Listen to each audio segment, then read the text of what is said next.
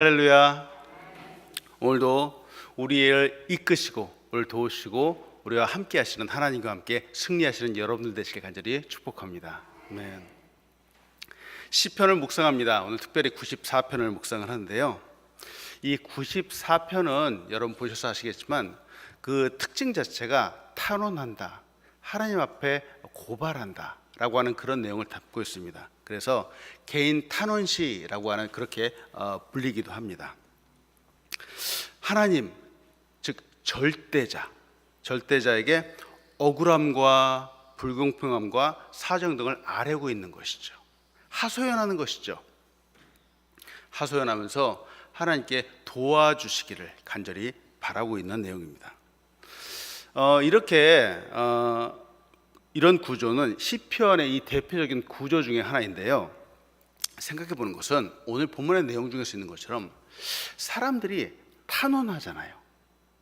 절대자인 하나님이나 좀 힘이 센 사람한테 이 억울함을 하소연하죠. 근데 왜 사람들은 이렇게 탄원을 할까? 오늘 본문처럼 하소연을 하는 것일까? 한번 생각을 해보는 것이죠. 여러분, 우리가 사는 이 세상은 말이죠, 정말 다양한 여러 종류의 사람들이 살아갑니다. 얼굴 생김새도 다 다르고요, 또 성품도 다 다르고요, 생각도 다르고 살아가는 이 생활 수준, 환경도 다 다르다라고 하는 것이죠. 이렇게 다양하니까 정말로 다양한 이야기들이 우리에게 나오고요, 다양한 삶들이 펼쳐진다라고 하는 거죠. 우리 주변에 있는 사람들이 모두가 다 선하고 착하고 아름다운 삶을 살아간다면은 이렇게 탄원을 하거나 하나님께 하소연하거나 그럴 만한 이유가 없겠죠. 모두가 다 행복하고 즐거운 삶을 살아가겠죠. 그런데 때때로 우리가 파라다이스를 꿈꾸고 정말 아름다운 세상을 그리고 주님 어서 오시옵소서 이렇게 간구하는 이유는 우리가 살아가는 이 세상이 정말 그렇지 않기 때문이죠. 세상에는 착한 이들도 있는 반면 정말 다양하게 악을 행하는 사람들도 있다라고 하는 겁니다. 우리가 사는 이 세상은 의인과 악인이 같이 공존할 수밖에 없는 그런 생활이죠. 그래서 성경에는 의인과 악인이 대조적인 삶을 항상 그리고 있습니다. 성경에서만 그럴까요? 우리 주변에 알고 있는 영화나 드라마 이런 데서도 항상 의인과 악인이 대결하는 그런 구조들을 우리에게 보여주고 있죠. 여러분 들어보시죠. 권선징악이라고 선을 많이 권장을 하는 거죠.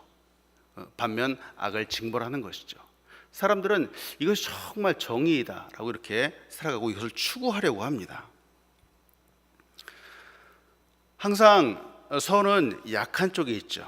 그래서 처음에는 이 선이 조금 지는 것 같아 보이지만 결국에는 선이 이긴다, 이기기를 바란다라고 하는 것이 사람들의 간절한 열망이죠.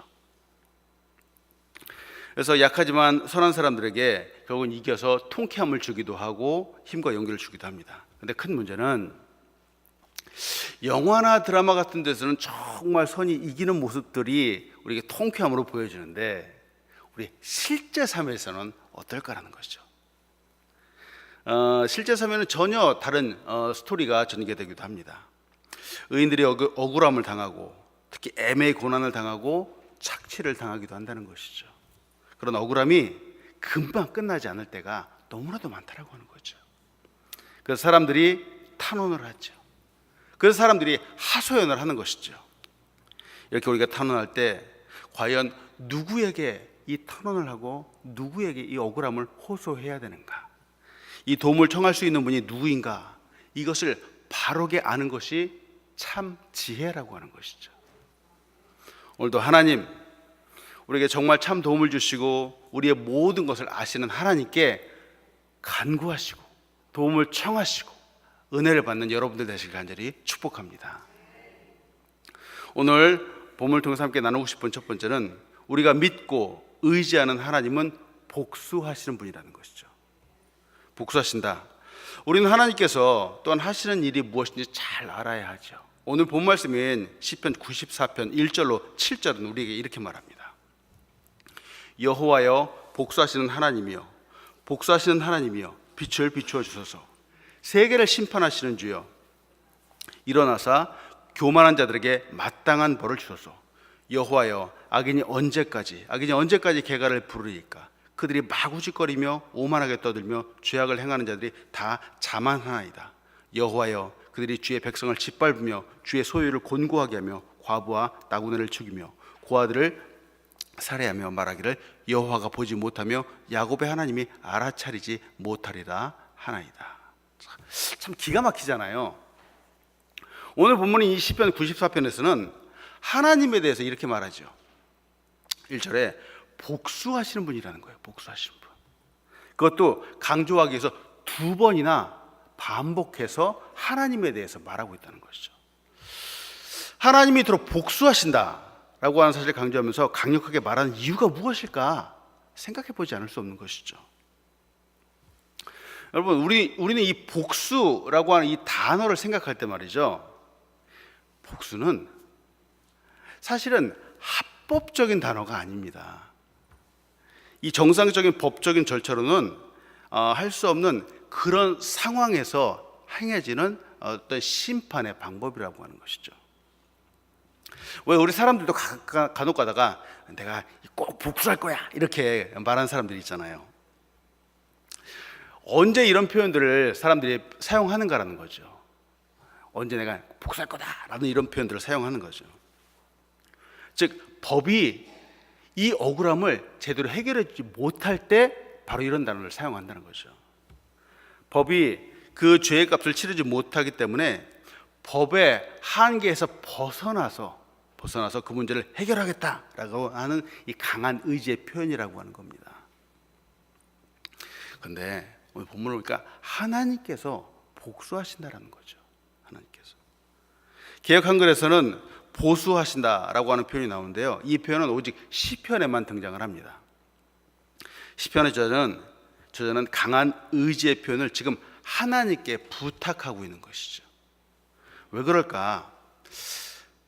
여기에서 말하는 이 복수는 도저히 인간이 할 수 없는 것이기 때문에 그렇죠.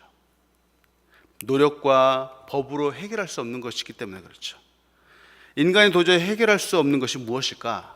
바로 죄악입니다. 죄악. 힘으로 강한 자들이 악한 자들을 무자비하게 짓누르는 경우들이 있습니다.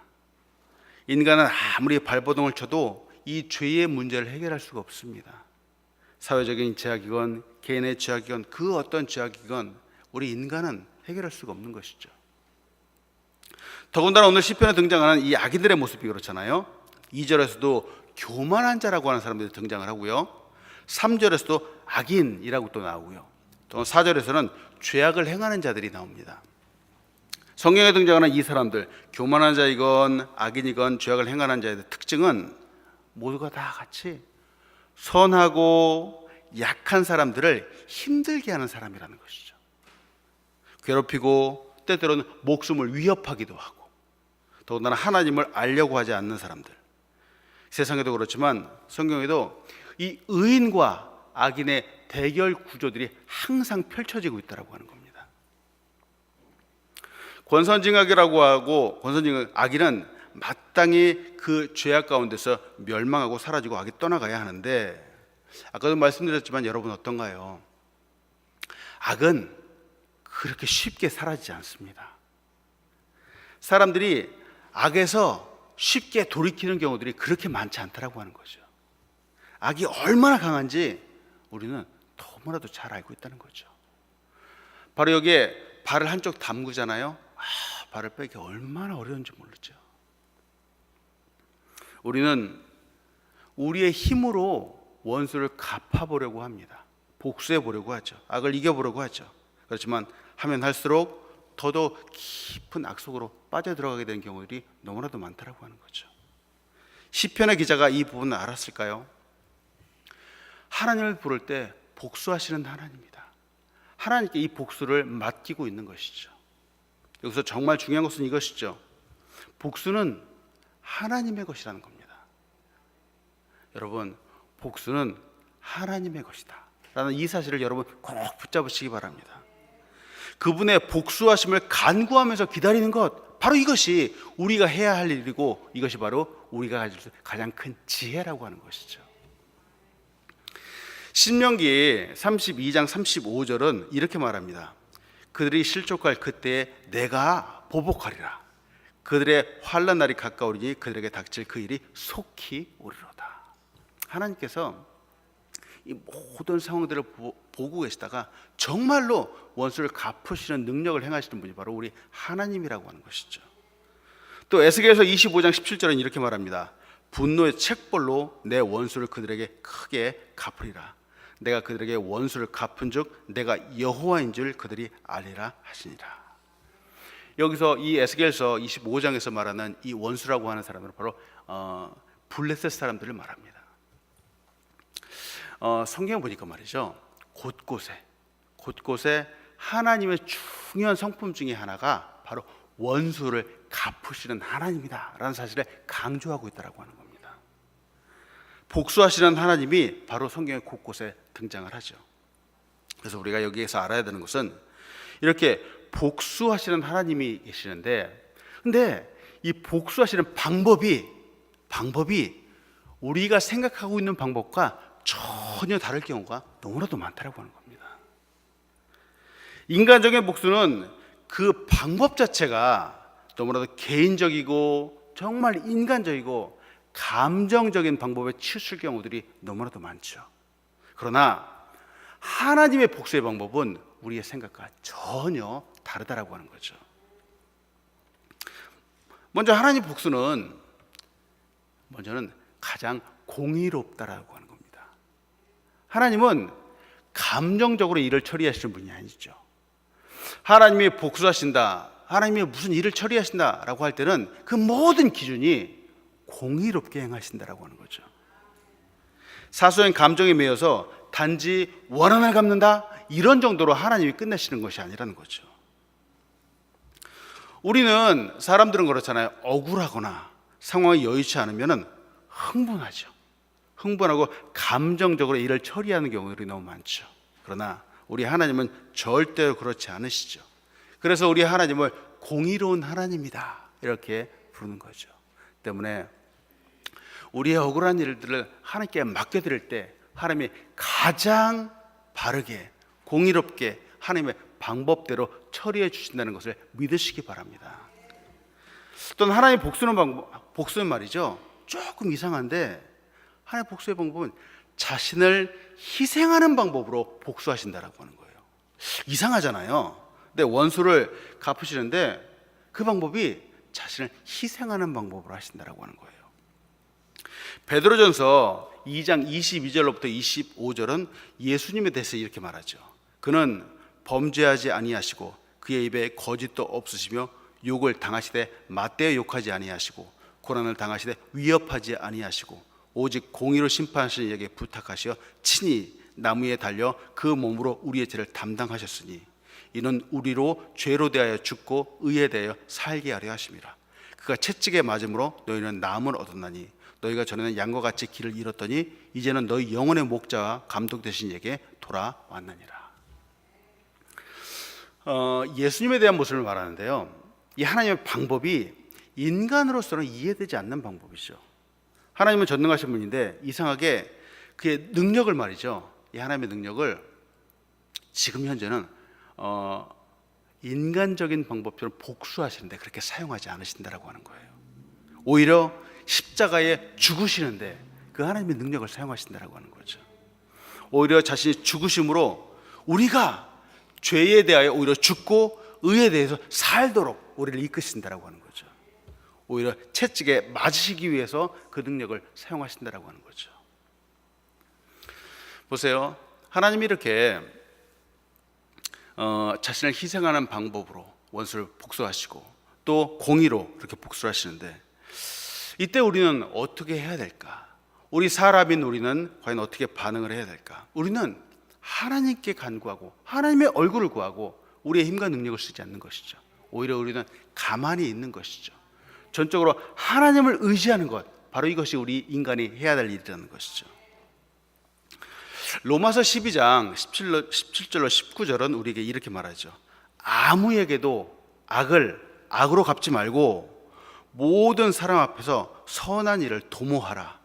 할 수 있거든 너희로서는 모든 사람과 더불어 화목하라. 내 사랑하는 자들아, 너희가 친히 원수를 갚지 말고 하나님의 진노하심에 맡기라. 기록되었을 때 원수 갚는 것이 내게 있으니 내가 갚으리라고 주께서 말씀하시니라. 왜 오늘 시편에서 복수하시는 하나님이라고 강조를 할까? 왜 예수 그리스도는 정말 그 능력 많으신 분이 십자가에서 자기 자신을 희생하셨을까?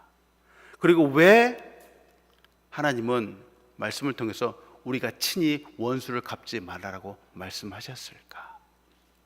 정말로 공의로 심판하시고 정말 자기 자신을 우리를 위해서 내어주신 이 일을 향해서 우리는 온전히 그분을 의지해서 내 힘으로 원수 갚지 않고 하나님을 믿고 의지하라고 하시는 하나님의 지혜가 담겨 있다라고 하는 것이죠. 여러분, 오늘 이 시간도 하나님을 전적으로 의지하시는 여러분들 되시기 바랍니다. 내가 내 힘으로 원수를 갚아보려고 하지만 그것이 정말 내 뜻대로 되지 않는다는 것이죠. 오늘 시편의 저자가 여호와 하나님께 복수를 간구하고 있는 것처럼 우리가 해야 할 일은 우리 대신 복수해 주시고 우리 대신 보수해 주신 하나님을 믿고 의지하는 것부터 해야 한다라고 하는 것이죠. 다시 한번 말씀드리는데 왜 그런 말 있잖아요. 복수는 복수를 낳는다라고 하는 그런 표현이 있습니다. 내가 인간적으로 뭔가를 해보려고 하지만 사실은 그것이 또 다른 죄악의 원인을 제공한다라고 하는 거죠. 내가 스스로 한다고 하지만 사실은 더욱 죄를 범하고 말게 됩니다. 원수 같은 사람들이 있습니다. 얼마나 미운지 이 마음속으로 언제 한번 그 된통 호되게 할까라고 이렇게 생각하면서 이렇게 사는 경우도 있잖아요. 밤낮으로 고민을 하죠. 그러면 우리는 그 미운 사람들과 정말 옆에 있지는 않지만 24시간 같이 있는 꼴이 되는 것이죠. 생각 속으로 늘 함께 하고 있기 때문입니다. 그 사람을 용서하지도 못하면서 24시간 함께 있으니 얼마나 괴로울까요? 결국은 우리 스스로 병을 만들게 되기도 합니다. 때문에 우리가 해야 할 일은 스스로 친히 원수 갚지 말고 하나님의 진노하심에 맡기는 것이 바로 지혜라고 하는 것이죠. 억울한 일이 있습니다. 억울하죠. 그렇다고 내가 스스로 악을 갚지 말라라고 성경은 말합니다. 다 하나님께 맡기는 것이죠. 이 하나님의 방법이 때로는 이해되지 않지만 이 하나님의 방법이 가장 공의롭다는 사실을 믿으시기 바랍니다. 바보 같은 방법 같지만 이것이 우리를 살리는 방법이라는 사실을 여러분 믿으시기 바랍니다. 여호와 하나님의 방법이 온전히 이기는 방법이기 때문입니다. 그래서 여러분, 바로 이 사실 있잖아요. 이 사실을 정말 잘 알고 잘 믿는 그리스도인들이 있습니다. 정말 말씀하신 그대로 믿는 그리스도인들이 있습니다. 물론 이런 사람들의 마음에도 때때로 억울함이 있죠. 억울함이 있죠. 그런데 이 믿는 사람들의 이 태도가, 이 반응이 다르다라고 하는 거예요. 다르다라고 하는 거예요. 정말 억울할 텐데 누가 보더라도 가슴을 치면서 폭발할 일인데 정말 믿음의 사람들은 잠잠하게 하나님 앞으로 나아오더라는 겁니다. 모든 일들을 하나님께 맡기더라는 겁니다. 정말 능력 많으시고 완벽하게 해결해 주시고 또 위로해 주시는 하나님 여호와 앞에 정말 잠잠히 기도하며 하나님의 은혜를 간구하는 그 모습들이 너무나도 아름답더라는 거죠. 그래서 오히려 큰 은혜의 모습을 보여주는 것이죠. 마치 작은 예수 그리스도처럼 이 세상을 살아간다는 것이죠. 예수님이 그랬잖아요. 욕을 당하셨지만 맞대어서 욕하지 아니하시고 고난을 당하셨지만 위협하지 아니하시고 오직 공의로 심판하시는 하나님께 맡기셨다, 부탁하셨다. 그래서 오히려 친히 나무에 달려서 그 몸으로 우리의 죄를 담당하셨다라고 하는 것이죠. 사랑하는 여러분, 오늘도 크고 작은 안타까운 일들이 있을 수 있습니다. 하루에도 많은 우여곡절이 우리에게 있을 수 있습니다. 특히 가정에서도 사랑하는 사람이 내 마음을 아프게 할 때도 있고, 또 교회에서도 마음을 아프게 하는 그런 경우들도 있을 수 있습니다. 그러나 내가 해야 할 일은 무엇일까? 나의 억울함과 원수들을 다 하나님께 맡기는 것이죠. 그래서 사랑하고자 하는 사람들을 정말 사랑하고 용서하는 것이죠. 로마서 12장처럼 할 수 있거든 너희로서는 모든 사람과 더불어 화목하라 라고 하는 이 말씀을 이루면서 살아가는 것이죠. 사랑하는 여러분, 오늘도 하나님의 얼굴 구하며 승리하신 여러분들 되시길 간절히 축복합니다. 두 번째로 같이 나누고 싶은 것은, 우리 하나님은 지식과 지혜로 우리를 교훈하시는 분이라는 것이죠. 하나님은 특히 우리가 하나님을 잘 알기 원하시는 분이죠. 모르기를 원치 않으시죠. 정말 하나님을 알고 그분의 뜻을 알고 악을 떠나서 지혜롭게 살기 원하시는 분이 바로 우리 하나님이라는 거죠. 때문에 하나님이 우리에게 주신 이 지식과 지혜는 세상의 지식과 비교할 수 없죠. 하나님의 지식과 지혜로 우리를 교훈하시는 분인데, 문제는 세상의 사람들은 이 비밀을 잘 모른다라고 하는 겁니다. 알려고 하지 않는다라고 하는 거죠. 오늘 본 말씀은 시편 94편 8절로 11절은 이렇게 말합니다. 백성 중에 어리석은 자들아, 너희는 생각하라. 무지한 자들아, 너희가 언제나 지혜로울까?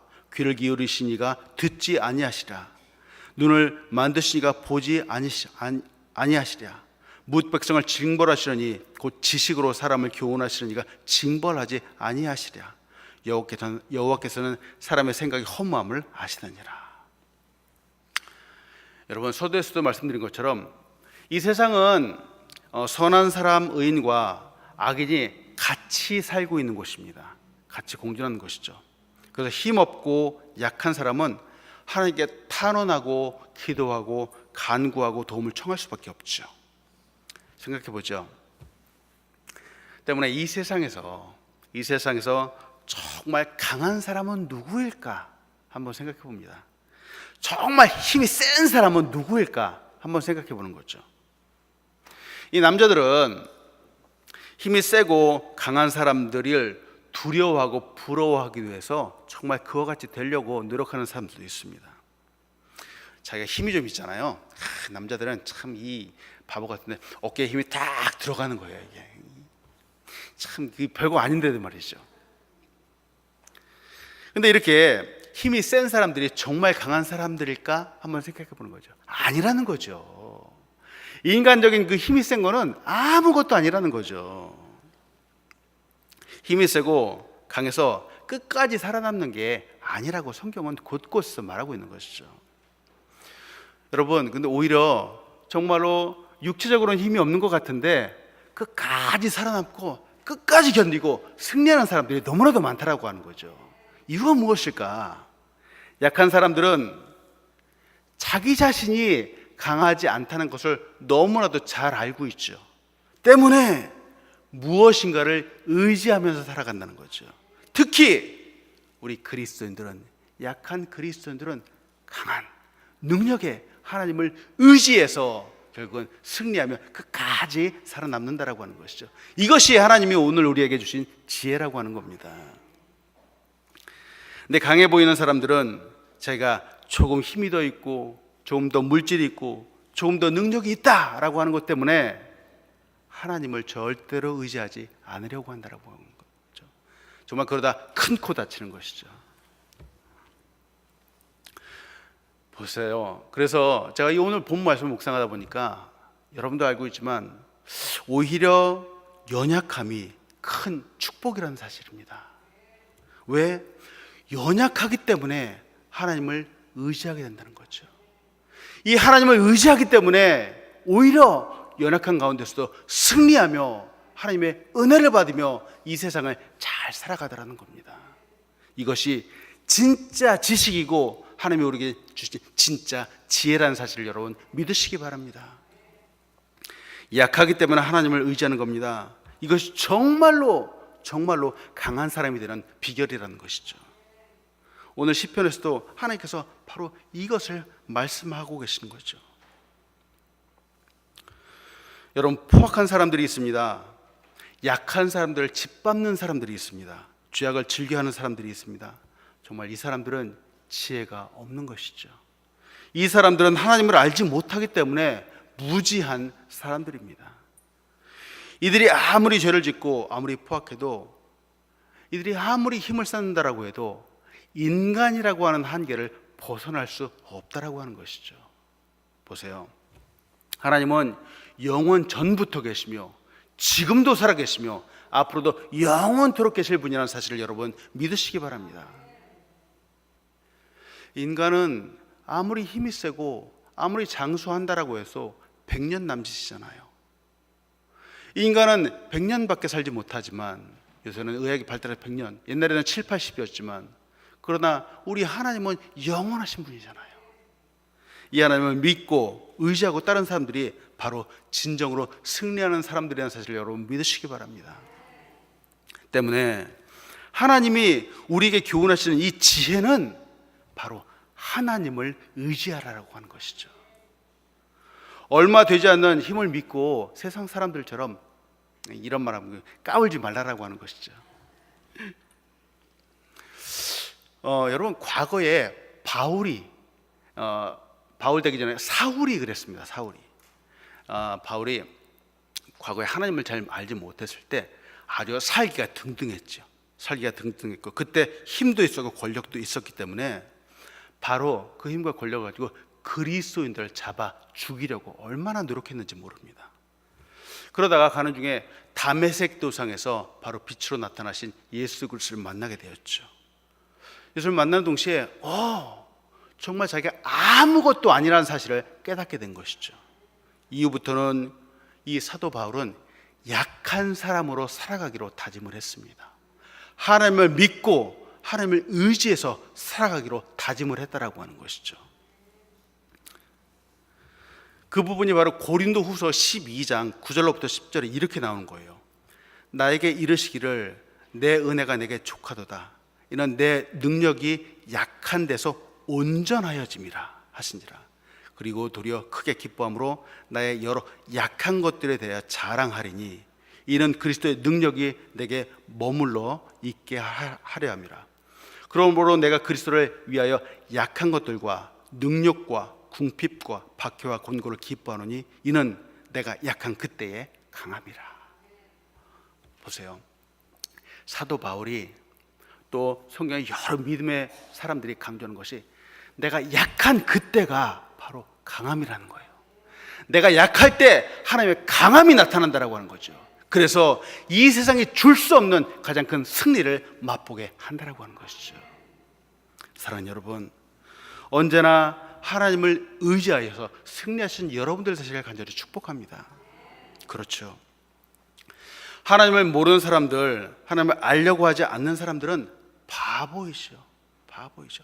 얼마 되지 않는 자기의 힘, 정말 하나님 볼 때 아무것도 아니라는 그 자기의 힘을 의지해서 정말 이 세상을 바보처럼 살아가려고 하는 사람들이라는 것이죠.